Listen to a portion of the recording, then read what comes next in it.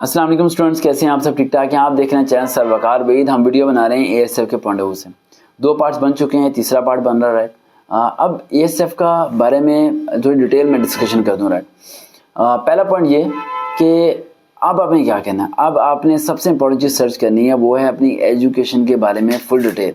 आपने जो पढ़ा है, मैट्रिक पढ़ा है, इंटर किया है, ग्रेजुएशन की हुई है, उसमें क्या क्या पढ़ा है, उसमें क्या क्या चीज़ें आपने पढ़ी हुई हैं, और उसके बारे में थोड़ी रिवीजन आपने करनी है। मिसाल के तौर पर आपने मैट्रिक में 900 प्लस मार्क्स लिए और आप इंटरव्यू के अंदर बता देते हैं कि I got E grade in matric, तो ऑब्वियसली वो आपसे मैट्रिक के मतलब कोई सवाल पूछ सकता है। और अगर आप उसे रिवाइज करके नहीं गए हुए, फिजिक्स की डेरिवेशन आपको नहीं पता, केमिस्ट्री की ऑर्गेनिक इनऑर्गेनिक केमिस्ट्री के बारे में नहीं पता, यानी बेसिक चीज़ें अगर आप रिवाइज करके नहीं जाते तो आप वहाँ डिफेंड नहीं कर पाएंगे कि आपके 900 नंबर हकीकत में आए थे या चीटिंग करके आए थे।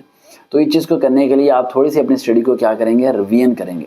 सेकेंड पॉइंट, एजुकेशन में कभी भी अपने आप को डी ग्रेड नहीं करना। फॉर एग्जाम्पल बहुत सारे बच्चे क्या करते हैं, इंट्रोडक्शन के अंदर अपने मार्क्स के साथ ग्रेड बताने की कोशिश करते हैं कि I got A grade matric, A plus grade in intermediate. ये मत बताओ I have completed matric from this school, इस तरह बताओ, सिंपल करके। राइट, बस इस तरह बताओ कि उसे कहीं पे डाउट ना लगे।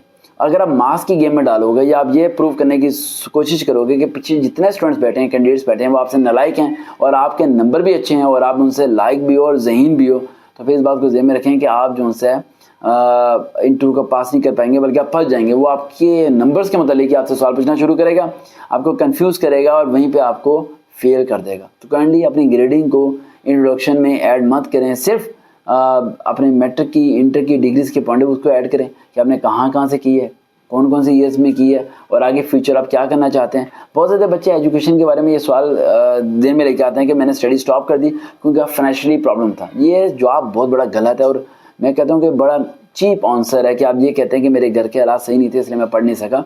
अगर घर के हालात ठीक नहीं थे तो 3 टाइम की रोटी कैसे मिली? 3 टाइम की रोटी का अगर आप पैसे कैलकुलेट करें तो एक दिन में आप कम से कम 500 रुपये का खाना खा लेते हैं, खाना रोटी सारा कुछ मिला लें एक बंदे का। और दाखिला कितने में जाता है? मुश्किल से 1000, 1200, 1300, 1400। चलो प्राइवेट दाखिले बेचते हैं तो 1800, 2000 में चला जाता है। अब 2000 में दाखिला साल में एक बार ही जाना होता है, वो भेजने के पैसे नहीं है और पूरा साल आप रोटी खाते हैं। तो आप खुद सोचें आप क्या कर रहे हैं। अरे भाई ठंडे दिमाग से सोचें, इस तरह के जवाब वहाँ पर आपने नहीं देने। देखते हैं चैनल सरकार भी दोबारा मुलाकात होगी। अल्लाह हाफिज़।